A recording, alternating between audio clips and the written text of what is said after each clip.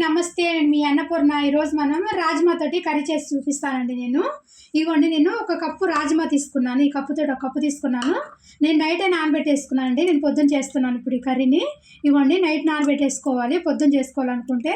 లేకపోతే సాయంత్రం చేసుకోవాలనుకుంటే పొద్దున్నే నానేసుకోవాలండి. ఇవి అయితే మాత్రం చాలాసేపు నానాలి. ఇప్పుడు నేను ఉడకబెట్టేస్తానండి. నానిపోయినాయి, నాకు నైట్ నానబెట్టాను కాబట్టి బాగా నానిపోయినాయి. ఇప్పుడు నేను ఉడకబెట్టేసుకుంటాను. నేను కుక్కర్లో వేసేసుకున్నాను వాటర్తో సహా. శుభ్రం కడిగేసుకున్నాను 2-3 సార్లు. ఒక హాఫ్ స్పూన్ సాల్ట్, ఒక చిటికెడు అంతా పసుపు వేసేసి ఉడకబెట్టేసుకున్నామండి. మూత పెట్టేసుకొని కనీసం ఒక 6-7 విజిల్ రావాలి. అప్పుడే బాగా ఉడుకుతాయి రాజ్మా అన్నది.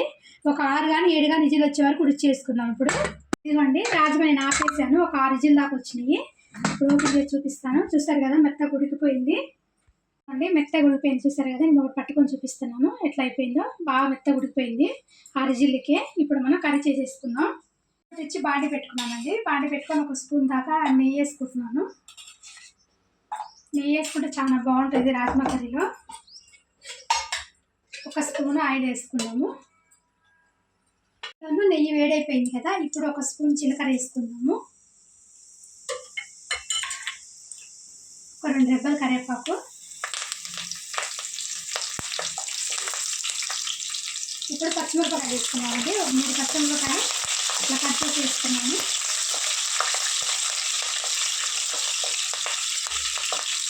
పచ్చిమిరపకాయ కూడా వేసిపోయింది కదా. నేను ఒక 2 ఉల్లిపాయలు ఇట్లా మెత్తగా మిక్సీ పెట్టేసుకున్నాను.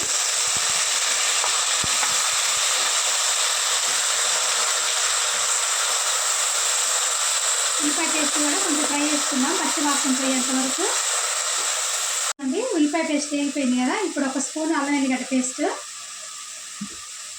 ఫ్రై చేసుకున్నాము.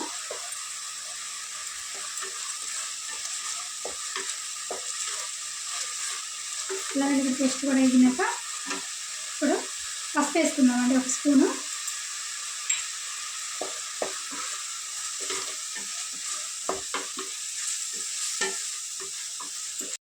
ఇదిగోండి, అల్లం ఎల్లిగడ్డ పేస్ట్ పసుపు కూడా వేగిపోయింది కదా. ఇప్పుడు నేను ఒక 3 టమాటాలు కొంచెం కోర్సుగా మిక్సీ పట్టుకున్నాను. మరీ మెత్తగా కాకుండా కొంచెం కోర్సుగా.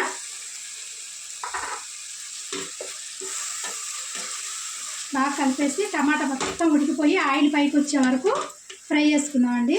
మంట కొంచెం మీడియంలో పెట్టుకొని మధ్యలో కలుపుకుంటూ ఆయిల్ అంతా ఫ్రై వచ్చే వరకు ఫ్రై చేసుకున్నాము. చూసారు కదండి, మనకి టమాటాల నుంచి మొత్తం ఆయిల్ పైకి వచ్చేసింది. బాగా వేగిపోయింది టమాటా. ఇప్పుడు మనం దీంట్లోకి కారం వేసుకున్నామండి. మీ కారం తగ్గట్టు వేసుకొని, నేనైతే ఒక స్పూన్ దాకా వేస్తున్నాను. మా కారం బాగా ఘాటుగా ఉంది. ఇప్పుడు మనం ఒక స్పూన్ ధనియాల పొడి. ఇందాక మనం ఉడకపెట్టేటప్పుడు హాఫ్ స్పూన్ వేసాం సాల్ట్. ఇప్పుడు ఒక స్పూన్ వేస్తున్నాను.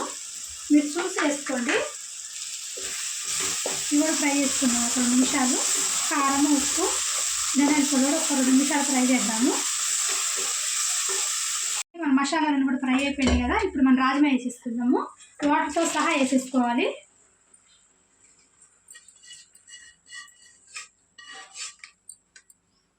ఇవ్వండి, వాటర్తో సహా వేసుకొని కలిపేసుకొని ఇంకొంచెం వాటర్ పోసుకున్నామండి. మనకి ఎన్ని వాటర్ వస్తాయో దాన్ని బట్టి చూసి పోసుకోవాలి.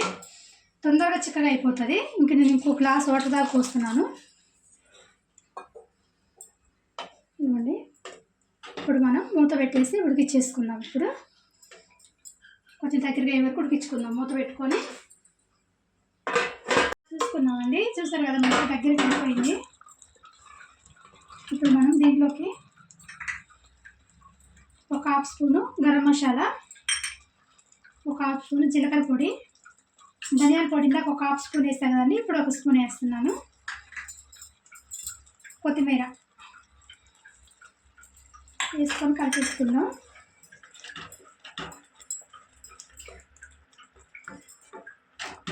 ఒక్క నిమిషం చేసుకొని ఆపేసుకున్నామండి. చాలా దగ్గరికి అయిపోయింది. చూసారు కదా, 1 నిమిషం ఉంచుకుంటే సరిపోతుంది. 1 నిమిషం మూత పెట్టేసుకొని కొంచెం ఉడికిచ్చేసుకొని ఆపేసుకుందాం. ఇవన్నీ చూసుకున్నాము. చూసారు కదా, అయిపోయింది కర్రీ. నేను గ్యాస్ ఆపేస్తున్నానండి. చూసారు కదా ఎంత దగ్గరికి అయిపోయిందో మంచిగా. ఇప్పుడు మనం ఆపేసుకుంటాం గ్యాస్ అండి. రాజ్మా కర్రీ అయిపోయిందండి. టేస్ట్ మాత్రం చాలా బాగుంటుంది. మన జొన్న రొట్టెకి కానీ, చపాతీ, పులకాకి, రైస్ కూడా చాలా బాగుంటుందండి. మీకు నచ్చితే మాత్రం ట్రై చేయండి. లైక్, షేర్ అండ్ సబ్స్క్రైబ్ అవ్వచ్చు ఛానల్. ఇలాంటి మరిన్ని రెసిపీస్ కోసం గంట సింబల్ కూడా మర్చిపోకండి. బాయ్.